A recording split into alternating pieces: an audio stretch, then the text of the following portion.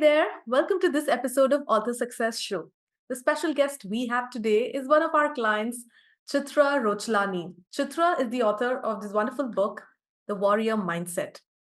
As a wellness coach, medium, and intuitive healer, Chitra is on a mission to empower her clients to have a strong warrior mindset and an aligned spirit. She is the founder of Fit Warrior Life. You can check out www.fitwarriorlife.com, and she conducts interactive and engaging workshops designed to break down complex topics like mindset, intuition, and manifestation into simple and practical actionable steps. Hey Chitra, welcome to Author Success Show. Thank you. I'm so excited to be here. My pleasure. We had such a good time working with you on your book, The Warrior Mindset. And now we are so glad that you are a published author. Yay. Thanks to you guys. Thanks to you guys. Sure. So Yeah. initially, when we first spoke, I thought you were all into fitness and helping women with nutrition and all of that. But over the years, you clearly transitioned into mind and spirit and all of that. So, how did that transition happen? Yeah. So, I mean, even when I was, even, as a fitness coach, as a nutrition coach, mindset was a big part of everything I did. Mm, So I think mindset has always been something I've been passionate about all my life. right. And as far as, the spirit part of it goes, I've been a medium also for 20 plus years, like 24 Mhm. years now.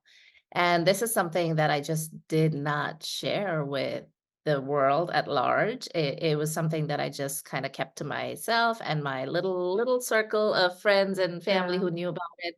And as I started to work on my own mindset, and become a more authentic version of myself, Mm. I came to the realization, with the help of my village, because it always takes a village, right? Right. That I needed to share this with the world as well. So about 2 years ago, I also shared with everyone, starting on Facebook, I think, that I am a medium, and this is something I've been Right. doing for 20 years. And I think that just took off a life of its own, and it became important and necessary to share that part of my world as well. Amazing. Um, and that's kind of what led me to the book, because I know that mindset was the first piece of Hmm. getting to connect with your own spirit as well. Lovely. I'm so glad how you're now fully owning all the aspects of yourself, right? Which is not Yeah. an easy thing, because you've had Oh, this no. superpower for so many years. And I'm sure a lot of people out there listening to us, watching us right now, also have these strengths which are kept as secrets. So why don't people share it to the world on day one when they discover that they have a gift? And I'm sure this is also connected to writing a book, because a lot of people have stories and messages inside them for years, but it takes a while for them to bring it out. What do you think was stopping you from actually sharing it initially? Oh, I know exactly what was stopping me. It was the fear of judgment. It's the fear of Mm, judgment, because we live in a society that, rewards perfection, rewards normal, because you can't be out of the normal range, because then you're looked upon as, like, weird or cuckoo or crazy. And those were the words that I kept telling myself people would say if I shared this part of me with them. right, And right. so, and for me, it was such a sacred and honorable part of my life that I did Mm, not want it to be exposed to this ridicule. mm, And so it was important that I kept it sacred, and then as I kind of also realized that it was, part of the culture, that we all grow up in also. It's like, we don't want to show our weaknesses to the world. We don't want mhm, to share, we don't want to be vulnerable, because it's hard. It's hard to go out there and tell people, hey, I'm struggling with so and so, or hey, I have something that to tell you that you don't know about me, because, what if, you are then isolated? What if you right. are then outcast by the society? And none of us want that. We're human beings. We love connections. We love living together Mm, in communities, and we don't want to be the one that everyone's talking about, you know. so true. So fear of judgment basically was what was keeping me, and I think what keeps everyone afraid of Mm. showing up fully. And what does one have to do to overcome this fear of judgment? Yeah, read my book. Absolutely. No, I'm kidding. But, really it comes down to our mindset because Yeah. if we don't show up authentically to the world, we are living almost like these two different lives. One is on the outside, which looks perfect and is poised and Mm, normal and everything's within like the confines of society. And the other is where, on the inside, you're kind of feeling this difference, like this otherness within yourself. mm, And it's hard enough to deal with this otherness on the outside, but when you do it to yourself, you're constantly living in conflict, yeah.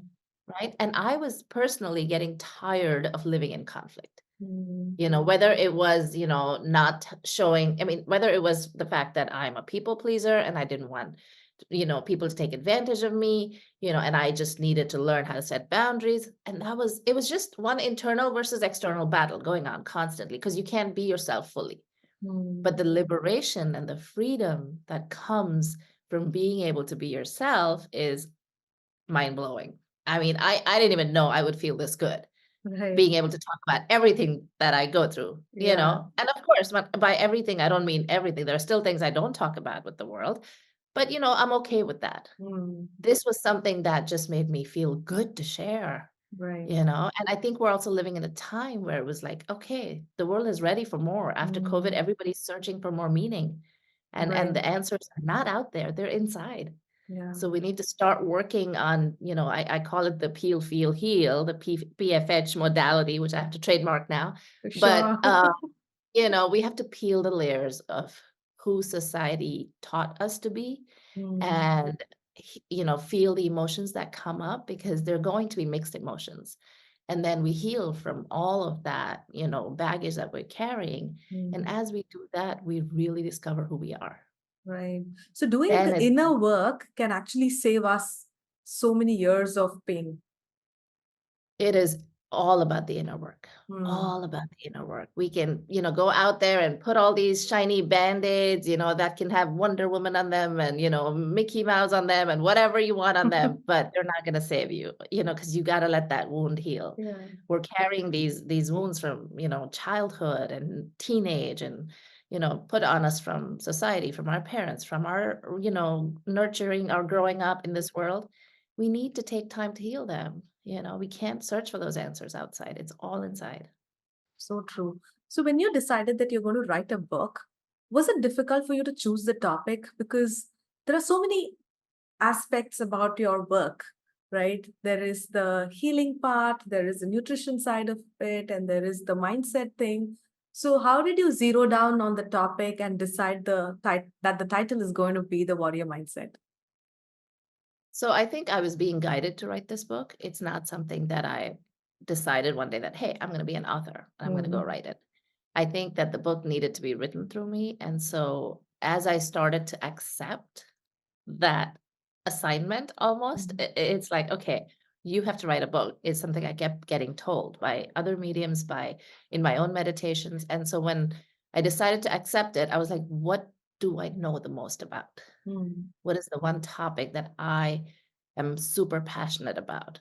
And again, I don't have like degrees in psychology or anything, but it's mindset is something that was front and center for me from when I was a little kid. mhm. So that's when I decided, okay, if I'm going to write a book, the first one is going to be about mindset. Right. And what Yeah. I really appreciate about your book's framework is that no, I have to read a lot of books, right? Because Sure. of our work, and also I love self-help books. So I've seen quite a You and lot me of both. yeah frameworks. What I really love about your book's outline is that you've used this beautiful compare and contrast framework. So every chapter talks about the opposites, like fearless, not fearful, victor, not victim. So, of course, I'm sure these things also would have come to you, but was there any process for you to decide that these are the things I'm going to talk about? These are the ways I'm going to compare the two? Yeah. So, when I thought about writing a book on mindset, the first thing I did was Google other books on Mhm. mindset. And there were at least like, I don't know, hundreds of books, right? Mhm. And so I'm like, do I really need to write another book on mindset? Because there's so many out there. And I've read so many of them myself. I'm a self-help junkie like you. I love personal growth books. And so I've read a lot of them. I've listened to podcasts. I've heard people talk about the power of mindset. I love therapists and talking to them and picking their brain. But for me, it kind of came down to a lot of people are telling us about how or why, I mean, why mindset is important and how important it is to work on it, but nobody's giving us the steps. Nobody's Mm, breaking it down. And I wanted to keep it very, very simple so that if a teenager picked up this book, they would know exactly what to do. If a grown up picked up this book, they would know exactly what to do. If someone who's a, seasoned reader, they would know exactly what to do. So this book is really a toolbox, I think, in my head, of how we can really take actionable steps. So I have like the 3 A's framework, and in each of those mindsets, and it's like first identify which mindset you need to work on. Then mm, apply the 3 A's. If you don't know how to apply them, read mm, the stories and the examples. So mm, that was important to me. And I think that's how my brain also works. Like I have to break things down to mm, understand them. And so that came easy to me, the structure. The chapters were divine intervention again, because I had done a photo shoot I used to be a photographer. As you can see, I'm multi-passionate. right. So before the fitness and nutrition kicked in, I was a photographer, and I had done a photo booth for a women's empowerment organization that supports women who've been through domestic violence. And Mm, so they had asked me to do something that would empower the women and also have people, hold like or come up and take pictures and then pay money. So as I was trying to meditate on that idea of how I can bring empowerment, and this message across, I came up with these cards that said, I'm a believer, not a doubter. I am mm. blessed, not stressed. So this was in like 2011, I So you think. actually started writing your book way back. And I had no idea, Yeah, that right? So it's you actually going to never be know. useful for the book. Yeah, you never know where your thoughts and your ideas and your creativity is going to come back and connect to the book. Mm, And then as I was looking for something in one of my drawers, I found these cards just when I was trying to plan the structure of the book. And I saw these cards, and immediately my first thought was, these are the chapters. amazing. So that's, yeah, how it came together. Yeah. So what I hear is you're not just using your intuition and your divine downloads, but you also went out and saw what are the other books on Amazon. Uh, Yeah. what you know, what is the crux of those kind of books? So I think it's a good balance of both looking outside and looking inside, which has created this beautiful framework. And talking about the chapter-wise framework, that's another place where many first-time authors especially get stuck. They know exactly what should be the chapters, but you've created a beautiful framework which you've consistently used in all the chapters, right? You spoke about the 3 A's: awareness, acceptance, and action, which is amazing. And under each, you've given specific examples which are so relatable. You talk about your life, your clients' examples, and the best part is the summary and the affirmations, and also that little workbook kind of thing that you've given at the end of every chapter, because now you're actually shifting the focus from what you're saying to what the reader can actually apply in their life, which makes it so actionable. So again, kudos to you. I mean, I wish every author comes with this level of clarity. It just makes the book so much better. Oh, no, thank you. Like I said, I had a lot of help. But, I think that once we realize what we're passionate about, it is almost like I feel like it's my duty to go out and see what's out there and not Mm, replicate what's already being put out there, right? Because there is a message that we all have that's unique. And there is a way that we can all present it that is unique, right? I mm, mean, knowledge is not new. I feel like, we all know these things. When people read my book, some of the things will be like, oh, yeah, I know this stuff. I know this stuff. It's not like, oh my God, aha. But then the way I structured it maybe is yeah. new for them, or the steps that I put it maybe are like, implementable for them. Mm, So I would just, urge anyone who's thinking about writing a book to really think about what you can bring to this topic that you're passionate about. What's yeah. different? And the clue is in how you possibly, came to it. So for Right. me, I had to break it down to get to it. I didn't have the Yeah. luxury of going to therapy or going to, life coaches at the time when I was struggling with my mindset. But Mm, I dug deep into every book. I broke it down. I, spoke to people. I tried to understand it. So chances are the way we perceive things, there are mm. other people out there waiting to read a book about how you perceive things. Yeah, and that And you probably itself know could this be better than the me. yeah, that can be the unique angle for the book, which makes it stand out from the rest of the books on the same topic. Yeah, So, absolutely. did this kind of chapter wise outline help you in the writing as well? Because now it's so easy for the reader to consume it. So, how was it for you while writing the book? So once I had the outline, it was easy. It was easy. I mean, Mm, it wasn't perfect because I needed you guys to help me edit and, make sure. it really, aligned and streamlined and all of that. But once I had the structure, definitely it became easier. Mm, But each step it's like a little hurdle, right? Because when I'm like, okay, do I put in, examples, and then it's like, how do I structure them and layer them so that it's impactful? mm, Or how, if I have my 3 steps, how do I make sure that the reader understands, each of them mm, and can see themselves in it? So mm. it's not an easy process. I would say it became simple, not easy. But yeah, then I had, thankfully help from you guys to go back and forth and, adjust things as I went along. Sure. So this is one thing I ask every author, Chitra, because every author is unique and their writing style is unique. So when you actually started to sit down and write, did you create your own writing ritual or some kind of a routine that helped you finish the manuscript? You know what? For me, I don't know if this is the proper way to do it, but I just, when I got inspired, I sat down and wrote. There Mm, was no, like, structure to it. Like, I have a friend who always jokes, "I'm gonna go to Bali to write my book." And I'm like, "You know what? The book is in you. Like, don't wait till you go to Bali. Just write the damn book." yeah. So it's like people have these grandiose ideas sometimes, these romanticized ideas of, this is how it should be. But it doesn't, honestly, Mm, because if you are on the right path, inspiration will keep hitting you. And as it hits mm, you, I would say just sit down and, put it out. Sometimes I would be in the car pickup line for my son, and I would start typing things on my phone, mm, as they would come to me. But it just, whenever it hits you, have your notes on your phone ready, or like a voice memo thing that I would do sometimes when I couldn't write fast enough. Sometimes the ideas would come like, okay, I need to put this in the book. And I would just leave mm, myself a voice note. So yeah. as and when inspiration hit me, I wrote. That was my structure, or Yeah. lack of. Yeah. I just wanted to add something to what you said, Chitra. See, in your case, I think you knew you were writing the book. That one day was not the same. I mean, one day was not the same as the next day because one day you had more inspiration, the other day maybe you didn't, but you were still sure that you were writing a book. A lot of times, Yeah. authors get distracted because they start off with something because they have the inspiration, but then they get busy with their day to day life, and for 3 months they don't touch the manuscript. Did that ever happen to you, or were you uh, somewhere focused that you need to go back to the manuscript? So I think before I signed up with you guys, I went through a little bit of an imposter syndrome. And I was like, who am I to write a book? I have no qualifications to write a book.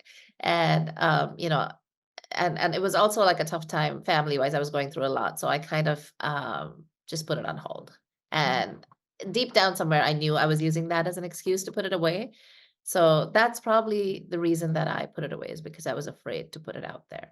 And then, as I started to accept, okay, I need to do this, I need to do this. And then I, gave you guys my first deposit. I was like, okay, now I'm all in. Now there's no Yeah. turning back.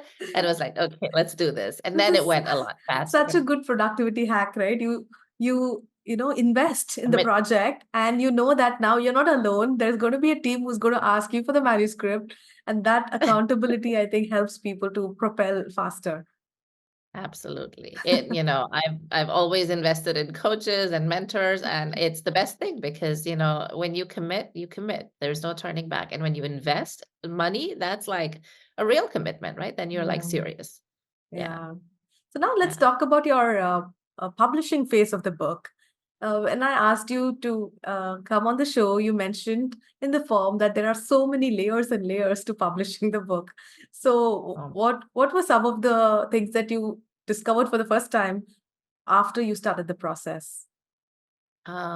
there's so much, right? I mean, my biggest thing I think was having somebody to tell me that I'm not just making stuff up, and it's not just something that I came up with, and having someone to go through what I wrote and say, "Oh, this is good. You should do this." Mm, Yeah, this is so that validation, first of all, mm, is important for someone who was dealing with imposter syndrome anyway. It was mhm, important to have, someone who is in the professional capacity mm, of, doing this on a day-to-day basis tell me that I was onto something and that this was a good idea. So that was number one. And then having that reassurance made me go to the step two, which is like, okay, now what? And, I mean, I didn't know what the process was. I knew it was going to be overwhelming. I knew it was a lot, but I think having a team like yours really made it easy because you didn't just dump it all on me like, this is everything that needs to be mm. done. It was a very like step by step, holding my hand through each step. Like, all right, first step's going to be the submission of the manuscript. Then there's going to be, someone's going to look at it and come back with like, what was it, 4 types of editing? I had no idea, and I'm like, okay, good, good. I need this clearly because I had no clue. But I have had other friends that have worked with other publishing companies and have had a very rough experience. And I love the fact that you had me have the ownership of all the publishing, passwords and accounts and all of that. And I think that is something that very few companies are doing. So I think that, I appreciated that a lot. And, knowing going into it, I didn't know, right? I didn't know what to expect. So had you told me that, it's going to be our publishing company's name, I would have been like, okay, I guess that's how it's done. Mhm. But after having spoken to other people, I realized what an amazing thing that was for me to have this, right? And then, the layers and layers of editing, the cover design, that was fun. And I don't know if I've ever shared with you, but I had to be a vendor at an expo a few months like into the publishing process when it Mhm. started. And so I came up with this design on a mug that said warrior, not warrior. And I Mm. used this butterfly on there. And the day I hit submit to get those mugs printed, the next morning, you guys sent me the cover with the Wow. butterfly, same exact butterfly on it. Oh my And I was like, God. okay, if this isn't a sign. And it was funny because I think somewhere in that email it said, I had these 4 designs, but I felt like I needed to add a fifth one with a butterfly Mm, from the designer. And I was like, right, I know why you needed to add it because it was divine intervention again. And right. so, it was that was the fun process where it was like, okay, going back and forth on the cover design, getting it to, from my vision to then putting it in a way, like, I don't know if people even notice, but, we have all those words in the Yeah. back. And that was from you guys. I hadn't thought of like, I think I had them Just crossed out in the striking out. main. Yeah. Yeah, but then you guys put them in the background, and I was like, "Oh, I love this." So, it was a fun process of creating and co-creating with somebody who was from the professional Mm. publishing world. So I learned a lot about publishing, and I'm so glad that I had someone to hold my hand, and I don't have a horror story at the end of it. In fact, I just have rave reviews. So yeah. Thank you so much, Chitra. It means a lot to, hear this from you. Uh, Talking about your formatting process, how did it feel to see your Google Doc or a Word doc finally get converted into a format that actually looks like a book? It's amazing. It's surreal, like it's such a it's like you don't, it's such a big deal, but at the same time it's like so surreal that, when I first like held the book in my hand, it was like, "Oh my God." And everyone around me was like, "Oh my God, you're going to be a published author." My kids were like excited. They were like, "Whoa, mom, legit. Look at that." I was like, "Yeah." So So it was amazing. very fun. It was very Yeah, fun. It was yeah. yeah. Yeah, You it have felt some good. cool, free bonuses inside the book. Yeah. You actually make people take those mini quizzes, and at the end, you uh, point them to the right resources on your website. And also, I remember this conversation we had about JOMO, and you actually included that in your book. And I think that conversation was so helpful for me personally, Chitra, because every time I experience FOMO now, I consciously switch my mind and focus on while I'm saying no to a particular event or whatever that's happening, what am I actually experiencing instead of that? And I feel so joyful that I'm able to stay back at home and help my kids with homework instead of going to yet another, like the sixth dance class of the week. Before I used to have a serious FOMO that, oh my God, my friends are enjoying and I need to do this. But now it's no more. I need to do this. I feel that I get to do this. And that Yeah, shift happened after that conversation where I was supposed to help you with the free bonus, but you in turn helped me, change my mindset about this. So I really love this. So tell us a little bit about Jomo for those who've not never heard it for the first time. sure. Yeah. So, like I said, I've been obsessed with mindset. So every time I heard that word FOMO, and I had kind of done my inner work, I think by that point, and I was like, why would I feel FOMO for everything? Like there's certain things, yeah, but then like I would look at my friends. I had a friend who I think I talk about it in the article as well, where she was skydiving from the Burj Khalifa in Dubai, and I saw that, and, for a moment, I literally had fun. I was like, "Wow, that looks so cool." And then I'm like, "Would I really wanna do that? If someone put me on the top of Burj Khalifa, I'm not jumping. I'm sorry. That is not me." So, again, we idealize these Yeah. things and we, have these images in our mind of what's cool, but it's not always cool because it's not something if we really wanted it, we would have gone after it in some way, Yeah. shape, or form. And then the agony we put ourselves through while we're dealing with that FOMO, right? So FOMO to Mm, me is, and everyone knows this is fear of missing out, but JOMO is the joy of missing out. And, we can choose to miss out on certain things and feel mm, joy. yeah. But it really, comes down to understanding whether it's true FOMO and you want to do something about it, or it's fake FOMO and you just need to wrap your head around the fact that it's not something you would have done anyway or you want to Right. do. And Yeah. it's so So useful, especially in today's time and age where we are in front of social media for such long yeah, hours and we have a lot of these fake homos. So thanks for yeah, sharing that. Yeah. of course. No, I'm glad it helped you. Thank you. Right. Uh, Chitra, you've always been doing speaking and workshops in different capacities. But now I see you go all in. The other day we were talking about you being a part of a speakers association, and now you're doing your speakers reel. So did all this happen after the book? Like now you're intentionally a professional speaker.